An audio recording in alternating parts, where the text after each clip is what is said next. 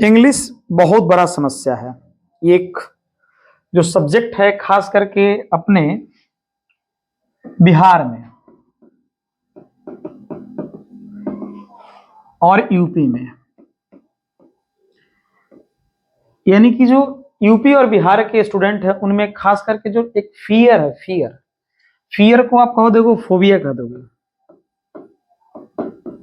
Phobia कहो या fear कहो, बहुत बड़ा डर है किसी चीज को लेकर के, इंग्लिश को लेकर के।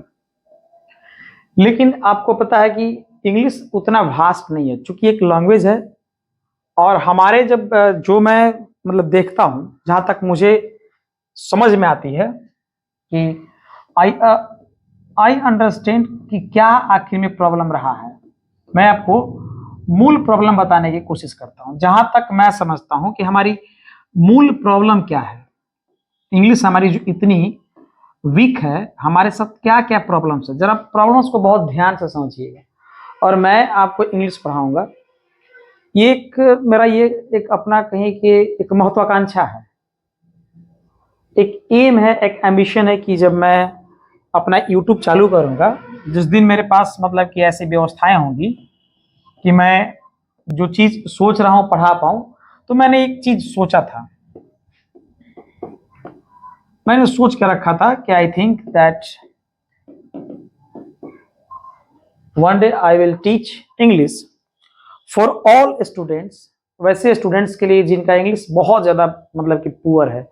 और आपको पता है इसकी समस्या क्या है, हम लोग का इंग्लिश खराब होने से कहां कहां हम लोग फेल कर जाते हैं। मतलब कि जो एसएससी का एग्जाम्स है, जिसमें सीएचएसएल हो गया और सीजीएल हो गया, एक छोटा सा एग्जाम में आप एमटीएस ले लो, सीपीयू का एग्जाम ले लो, या वैसे जितने एग्जाम्स जिसमें इंग्लिश आता है, वहां पर हमारे जो स्टूडेंट्स हैं वे बैक कर जाते हैं। पता है कारण क्या है बैक करने का? क्योंकि उनका तो मैथ्स बहुत बढ़िया होता है। जब मैं क्लास में पढ़ाता हूं तो मैंने देखा बच्चों को कि उनका मैथ्स बहुत जल्दी गेन कर लेता है। जिस बच्चे का माइंड अगर स्ट्रांग है, वो इंटेलिजेंट है, तो मैथ्स उसका अगर इतने आसानी से समझ में आ रहा है तो इंग्लिश क्यों नहीं समझ में आ रहा है? उसका कारण मैं बताऊंगा, आप समझिएगा। रीजनिंग इतना बढ़िया बच्चों का हो जाता है और जीके पर भी और जीएस पर भी कमांड कर लेते हैं। केवल एक वजह है इंग्लिश। और इंग्लिश के वजह से क्या होता है कि हमारे जो स्टूडेंट्स हैं, मैं भी इतने दिन से यहाँ पढ़ा रहा हूँ और मुझे भी ये बात कहते हुए बहुत दुख होता है कि मेरे ही स्टूडेंट्स हैं जिनके पास एबिलिटी है मैथ्स में, रीजनिंग में, और जीके पढ़ाने पर उनकी भी समझ अच्छी हो जाती है, लेकिन इंग्लिश के चलते वे एग्जाम को सोच भी नहीं पाते, क्रैक भी नहीं कर पाते जिसमें इंग्लिश आता है। मूल समस्या क्या है? हमारी मूल समस्या देखिएगा कहाँ है। जो हमारा बिहार बोर्ड है, एज कंपेयर आप यूपी वाले कर लेंगे, अगर आप यूपी से बिलोंग्स करते हैं तो बिहार में हमारी जो बुनियादी शिक्षा है, बेसिक जो एजुकेशन है, बेसिक एजुकेशन का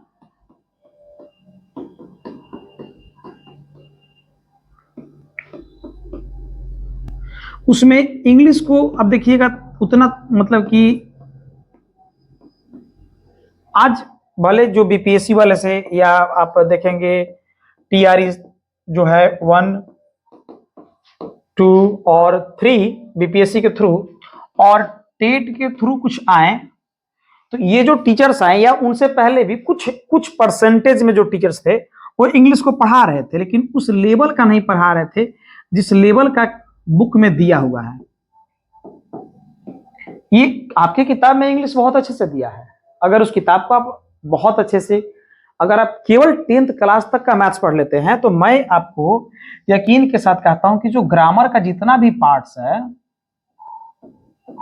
आप थोड़ा सा स्टैंडर्ड किताब पढ़ लेंगे तो ग्रामर का पार्ट्स है, जो वोकैब का पार्ट्स है, तो ये जितने भी पार्ट्स है आपका बहुत अच्छे से कवर हो जाता है। अब ऐसा मैं इसलिए कह पा रहा हूं क्योंकि जब मैंने अपनी तैयारी की थी, तो जब हम अपना तैयारी कर रहे थे एसएससी सीजीएल का, तो उसमें इंग्लिश उस समय मेंस में 200 नंबर का आता था। ठीक है, तो चूंकि हम लोग बहुत मेहनत किए इंग्लिश पे और इंग्लिश कहाँ कहाँ से पढ़े, तो हमारे जो गुरु लोग थे, इसमें सबसे पहले जब हमने अपना इंग्लिश का स्टडी किया, मुझे नहीं पता था कि कैसे पढ़ना है, और हमने भी पढ़ाई जब अपनी शुरुआत की तो वही हम पहली बार 11th में जाके पढ़े थे।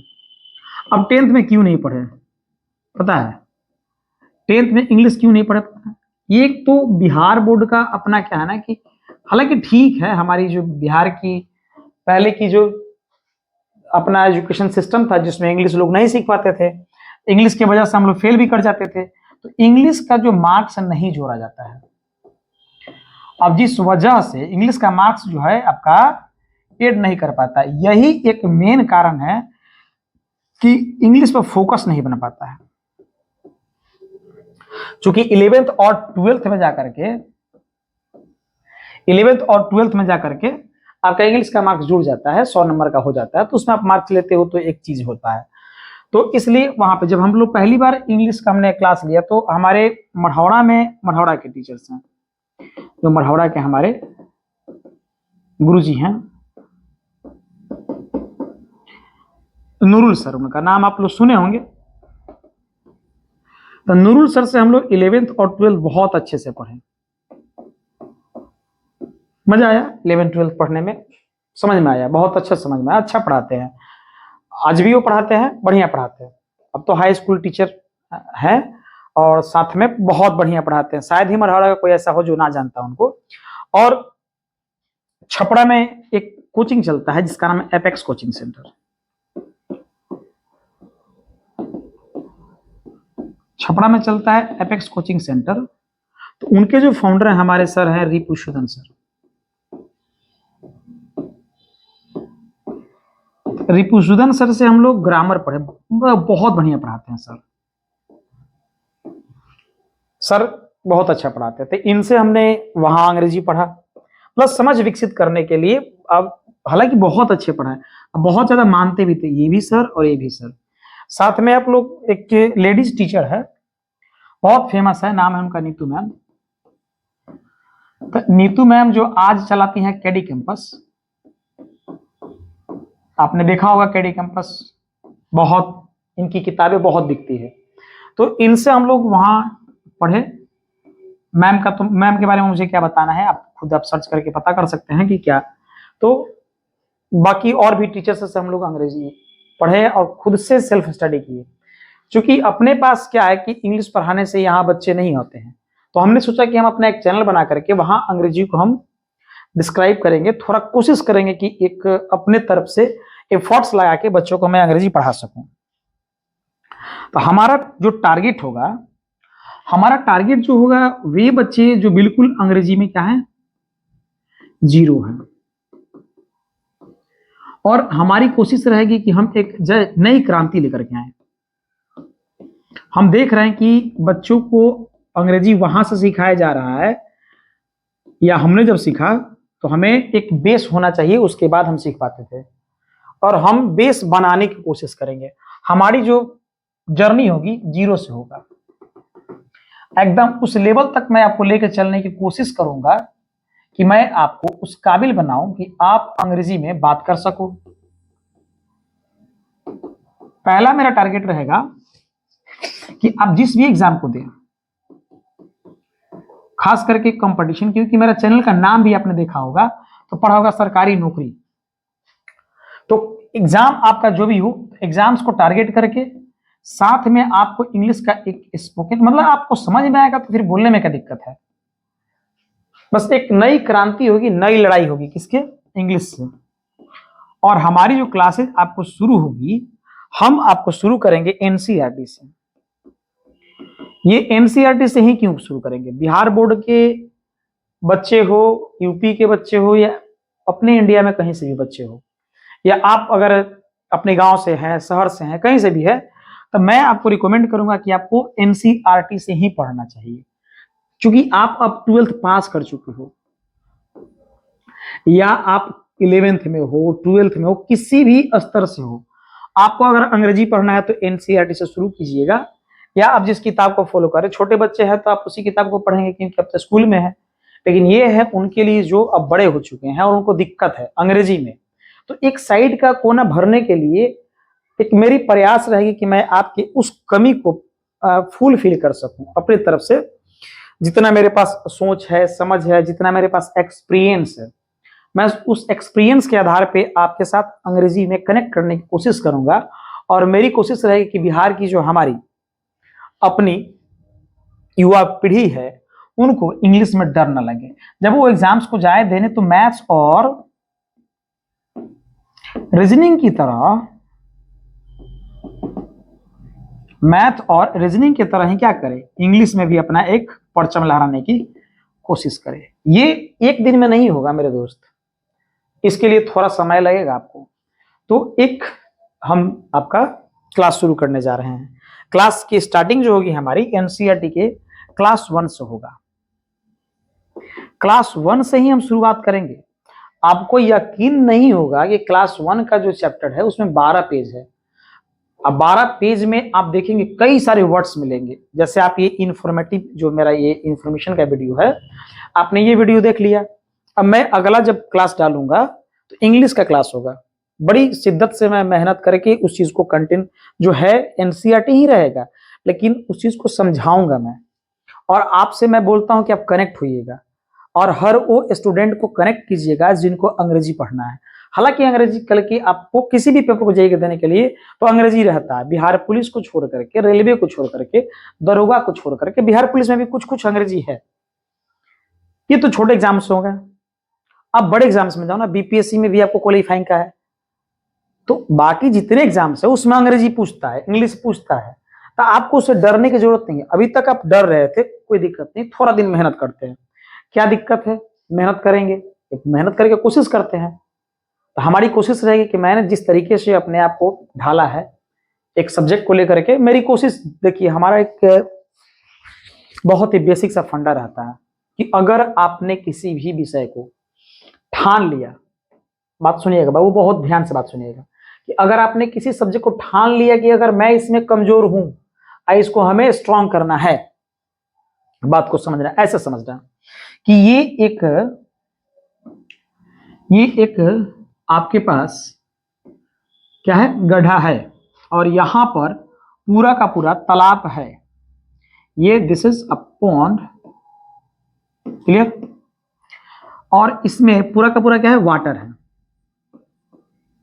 और आप चाहते हो कि मेरे पास ये जो अपना कुछ भी रखने का स्टोर है, आप यहां पर क्या करना चाहते हो, यहां पर आप स्टोर करना चाहते हो, क्या, एस्ट्यूआरी स्टोर करना चाहते हो, किसको, वाटर को स्टोर करना चाहते हो। कैसे करोगे, यहां से पानी ले जाकर उसमें रखोगे। क्या एक बार में हो पाएगा, धीरे धीरे आराम आराम से करेंगे। तो अगर आपको अंग्रेजी में डर लगता है, अंग्रेजी आपको पढ़ना है, इंग्लिश पढ़ना है, और एक लेवल का तक, एक लेवल यहां से शुरुआत करेंगे, एक लेवल तक लेकर चलना है, तो आप इस चैनल को जरूर सब्सक्राइब कर लीजिएगा। अगर नए हैं तो आपको मैं बात बता दूं कि इसी चैनल पे मैं बैच लेकर के आपको जो पढ़ा रहा हूं, उस बैच का 2 बैच, इस बैच का भी नाम आपको मैं सजेस्ट लिखूंगा। देखिए हमारे पास जो बैच चल रहा है, 3 बैचेज हो जाएंगे अपने पास। एक विश्वास बैच, विश्वास बैच में हम क्या कर रहे हैं भाई, मैथ्स पढ़ा रहे हैं। मैथ्स अभी तो कंपटीशन चल रहा है, वहां भी मैं आपको बहुत जल्द एनसीईआरटी का सब पढ़ाऊंगा। और आप एक बार बहुत ध्यान से देखिएगा ना, जब आप एनसीईआरटी को टच कीजिएगा आपको मजा आ जाएगा। अरे ये चीज पढ़ना था, ऐसे पढ़ना था, यहां से था, अरे बाबा मैं तो यहाँ आकर के अभी मैं परेशान हूं। तो परेशान नहीं होना है, हर एक चीज का सोल्यूशन है आपका क्या, एनसीईआरटी। और साथ में स्टैंडर्ड बुक उनके लिए जो लोग एनसीईआरटी पढ़ लेते हैं, लेकिन एनसीईआरटी बहुत बेस्ट है। तो अपना पहला बैच विश्वास बैच, दूसरा समर्पण बैच चल रहा है। समर्पण बैच में क्या चल रहा है बॉस, तो एसपीडी बड़ा ही बढ़िया किताब मुझे लगता है, क्योंकि इसमें इतने सारे वैरायटीज के क्वेश्चन दिए रहते हैं कि मजा आता है, उसको एक्सप्लेन करने में मजा आता है। तो ये भी आपको चल रहा है, ये आपको मेरे चैनल पे 8 बजे रात को मिलेगा, 8 PM टू 9 PM आप इसको देख सकते हैं। मैथ्स जस्ट 9 बजे से आपको मिलेगा, 9 से आप 10 देख सकते हो। इसके बाद जो अंग्रेजी का बैच आने वाला है उस बैच का हमने नाम रखा है उड़ान बैच। इसका नाम रखा गया उड़ान बैच। इस बैच में इंग्लिश की बातें करेंगे। तो आई होप आपको समझ में आया होगा कि अब एक नया सब्जेक्ट शुरू होने वाला है आपके चैनल पे। ये आपका चैनल है, मैं आपसे हमेशा कहता हूं कि आप इस चैनल के सदस्य हैं। आप मुझे जहां देखें, अगर आप मुझसे मिल लेंगे, बात करेंगे, तो आप एक बार मुझे जरूर कमेंट करके बताइएगा। मैं आपके कमेंट को जवाब भी दूंगा और साथ में जो इंग्लिश मैं इसलिए लिख रहा हूं 2-3 बार ताकि आपको मैं समझा सकूं कि इंग्लिश से डरना नहीं है, फियर नहीं करना है। बहुत ही इत्मीनान से एक एक इसका कंसेप्ट है, कंसेप्ट को समझिएगा, बहुत मजा आएगा। और इस क्लास को हम लोग शुरुआत करेंगे। तो इंग्लिश वाले क्लास का आप इंतजार कीजिएगा। अगर चैनल पर नए हैं तो सब्सक्राइब कर लीजिएगा और उन लोगों तक ये वीडियो पहुंचाइए जो लोग अंग्रेजी से डरते हैं और अंग्रेजी पढ़ना चाहते हैं। बहुत ही इत्मीनान से, बहुत आराम से पढ़ा जाएगा। बहुत ही सोच समझ करके मैं जो भी आपको सब्जेक्ट लेके आऊंगा बहुत ही हिसाब से पढ़ाऊंगा। कोई भी आपको, आप मेरे चैनल पे जब आइएगा एक भी आपको फालतू चीज नहीं मिलेगा, जो मिलेगा पढ़ाई से रिलेटेड मिलेगा। या आप चैनल को विजिट करके देख सकते हैं कि आप मैथ्स को देख लें। एक मैंने डाला है अभी वो इस वाले बैच में, इस वाले समर्पण बैच में एक वीडियो गया है, आज आपको फ्री मिलेगा। तो प्रतिदिन ये मिलते रहेगा और इसमें हम लोग बहुत जल्द इसको खत्म भी करेंगे। एक बार में मैंने सोचा है कि 2-3 पेज को समेट करके पढ़ाऊंगा। अभी तो एक पेज को पढ़ाया हूं और दूसरा क्लास भी एक पेज का ही है, क्योंकि आपका बेस बनाना है। फिर आगे चल के 3 पेज 4 पेज हम लोग समेट करके उसको खत्म करेंगे। ठीक है।